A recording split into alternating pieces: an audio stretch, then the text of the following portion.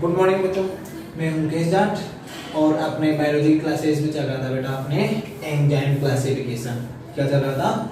Enzyme classification. Last class में अपन ने start किया था एंजाइम क्लासिफिकेशन, ठीक है। तो उसमें अपन ने स्टार्ट किया था बेटा सबसे पहला हाइड्रोलाइजेज एंजाइम। कौन सा एंजाइम स्टार्ट किया था बेटा? हाइड्रोलाइजेज, ठीक है। तो हाइड्रोलाइजेज एंजाइम का मैंने बताया था कि ये क्या करता है बेटा? हाइड्रोलाइसिस में पार्टिसिपेट करेगा। किस में पार्टिसिपेट करता है? हाइड्रोलाइसिस। हाइड्रोलाइसिस माने एडिशन और रिमूवल ऑफ वाटर मॉलिक्यूल, ठीक है। इसे अपन ने तीन कैटेगरी में डिवाइड किया है बेटा। एक तो होता है कार्बोहाइड्रेजेस, एक होता है प्रोटीनेज और एक होता है बेटा एस्ट्रेज। उसमें से अपन ने बेटा कार्बोहाइड्रेजेस और प्रोटीनेजेस को अपन ने पढ़ लिया था। प्रोटीनेज के भी दो टाइप से पढ़े थे, पेप्टाइडेज और प्रोटीनेजेस, ओके। थर्ड आता है बेटा अपने एस्ट्रेज। कौन सा आता है बेटा? एस्ट्रेज, ठीक है। बेसिकली अपन अगर बायोमोलिक्यूल पढ़ते हैं तो बायोमोलिक्यूल में क्या होते हैं कि एनर्जी सब्सटेंस थ्री टाइप के होते हैं। कितने टाइप के होते हैं बेटा? थ्री टाइप के होते हैं, ठीक है। तो अपने बायोमोलिक्यूल में, किसमें? बायोमोलिक्यूल में एनर्जी के थ्री सब्सटेंस होते हैं। एक तो होता है बेटा अपने कार्बोहाइड्रेट। क्या होता है बेटा? अपने कार्बोहाइड्रेट। एक होता है बेटा अपने प्रोटीन और एक होता है बेटा अपने लिपिड, ठीक है। तो अपन हाइड्रोलाइज एंजाइम की बात करते हैं तो इन तीनों ही बायोमोलिक्यूल्स में अपन इनको रीड आउट करते हैं। तो सबसे पहले कार्बोहाइड्रेट में किस तरीके से? तो कार्बोहाइड्रेजेस एंजाइम जो होता है कार्बोहाइड्रेट के ग्लाइकोसिडिक बॉन्ड को ब्रेक डाउन करता है और क्या रिलीज करता है बेटा? वाटर मॉलिक्यूल को रिलीज करता है। क्लियर है? प्रोटीन की बात करते हैं तो इसमें हाइड्रोलाइजेज एंजाइम क्या करता है बेटा? पेप्टाइड बॉन्ड को तोड़ेगा। किसको तोड़ेगा बेटा? पेप्टाइड बॉन्ड को तोड़ता है और इससे क्या रिलीज करता है बेटा? Water molecule. थर्ड है बेटा लिपिड्स। अब लिपिड्स में क्या है बेटा? यहाँ पे एस्टर बॉन्ड प्रेजेंट होता है। क्या कौन सा बॉन्ड प्रेजेंट होगा? Ester bond. और एस्टर बॉन्ड को ब्रेक डाउन करने के लिए जो एंजाइम यूज होता है उसे हम कहते हैं बेटा एस्ट्रेज एंजाइम। और यहाँ से एस्टर बॉन्ड को ब्रेक डाउन करके किसको रिमूव किया जाता है बेटा? वाटर मॉलिक्यूल को। तो ऐसे एंजाइम्स जो लिपिड्स के एस्टर बॉन्ड को ब्रेक डाउन करके क्या रिलीज करते हैं बेटा? वाटर मॉलिक्यूल रिलीज करते हैं, उन्हें हम क्या कहते हैं? एस्ट्रेजेस एंजाइम कहेंगे। क्या कहेंगे बेटा? एस्ट्रेजेस एंजाइम कहेंगे। मतलब लिपिड्स में एस्टर बॉन्ड को ब्रेक डाउन करके वाटर मॉलिक्यूल को रिलीज करते हैं। कैसे करते हैं बेटा? समझो, ये क्या होते हैं बेटा?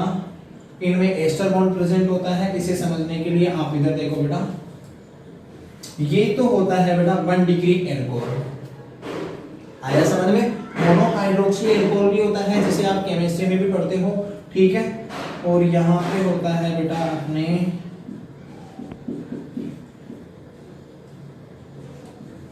ठीक है, ये है बेटा अपने एसिड, ठीक है। एसिड भी अलग अलग टाइप के होते हैं। तो अब इसमें देखो बेटा, यहाँ पे एल्कोहल जो होता है ये कार्बोक्सिलिक एसिड के मॉलिक्यूल के साथ में जुड़ता है। क्या निकलेगा बेटा? वाटर मॉलिक्यूल बाहर निकलेगा और वाटर मॉलिक्यूल बाहर निकलते ही क्या बन जाता है बेटा? अपने क्या बनेगा? एस्टर बनेगा। क्या बनेगा? एस्टर, ठीक है। तो ये हो जाता है बेटा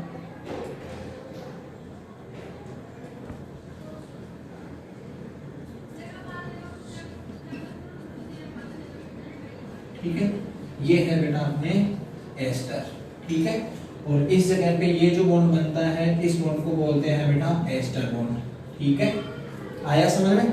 अब इस चीज को अच्छे से देखो, अगर इस रिएक्शन को हम इस डायरेक्शन में पढ़ते हैं, ठीक है, तो यहाँ पे क्या होगा बेटा? वाटर मॉलिक्यूल रिलीज हो रहा है, ठीक है। अब इसी रिएक्शन को अगर इस डायरेक्शन में पढ़ते हैं तो यहाँ पे वाटर मॉलिक्यूल की रिक्वायरमेंट होगी। तो एस्ट्रेज एंजाइम क्या करता है कि इस एस्टर बॉन्ड को ब्रेक डाउन करेगा। किसको ब्रेक डाउन करेगा? एस्टर बॉन्ड को ब्रेक डाउन करेगा और क्या रिलीज कर देता है कि क्या रिलीज करता है बेटा? वाटर मॉलिक्यूल को रिलीज करेगा, ठीक है। ये है बेटा अपने एस्ट्रेज एंजाइम। क्या है बेटा? Esterase enzyme. तो अब अपन ने ये कैटेगरी हाइड्रोलाइजेज एंजाइम की कैटेगरी कंप्लीट है बेटा, ठीक है। वापस बता रहा हूँ, क्लासिफिकेशन में हमने सबसे पहले पढ़ा था बेटा हाइड्रोलाइजेज एंजाइम। क्या पढ़ा था?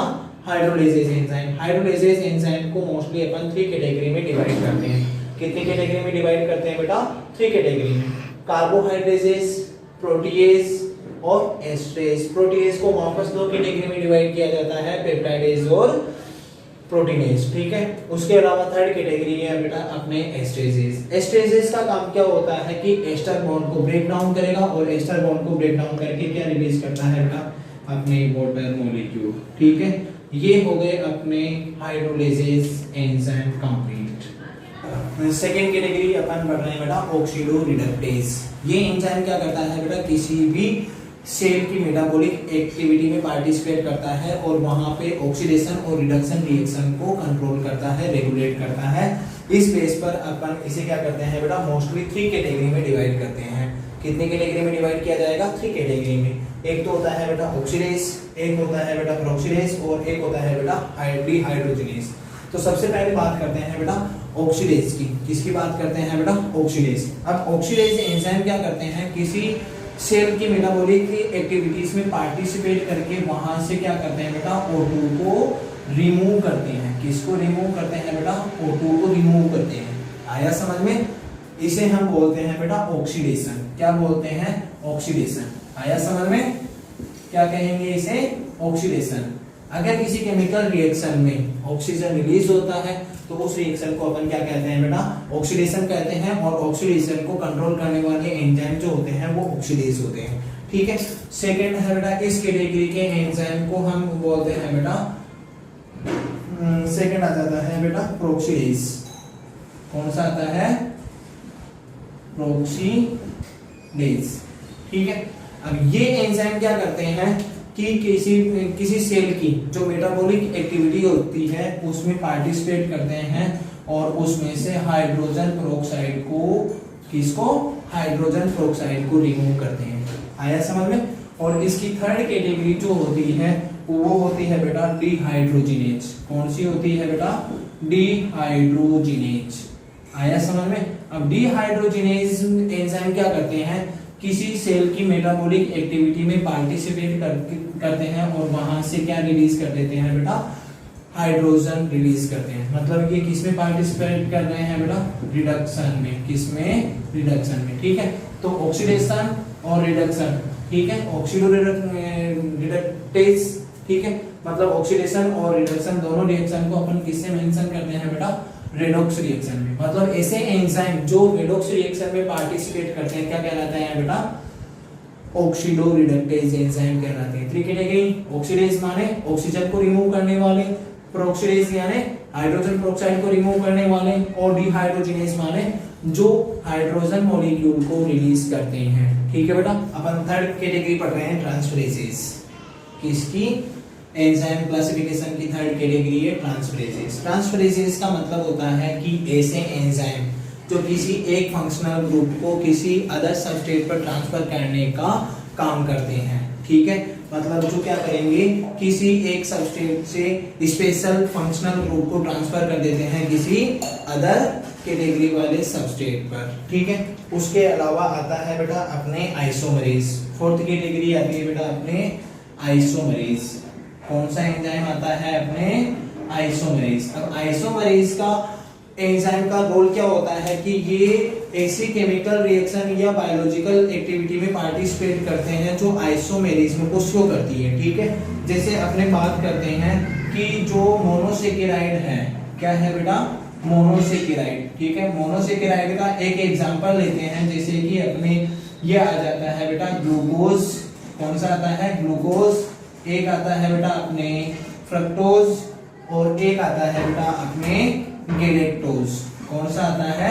गैलेक्टोज। तो ये तीनों के तीनों क्या है बेटा? इनका स्ट्रक्चरल फॉर्मूला एक ही C6H12 है O6। ठीक है, अब इसमें ये एंजाइम क्या करते हैं कि इनके आइसोमेरिज्म को चेंज कर सकते हैं। ठीक है, जैसे कि इसकी बात करते हैं अपन, यहां पे ग्लूकोज। अब आइसोमरेज एंजाइम क्या करेगा? ग्लूकोज को किस में कन्वर्ट कर देता है बेटा? फ्रक्टोज। आया समझ में?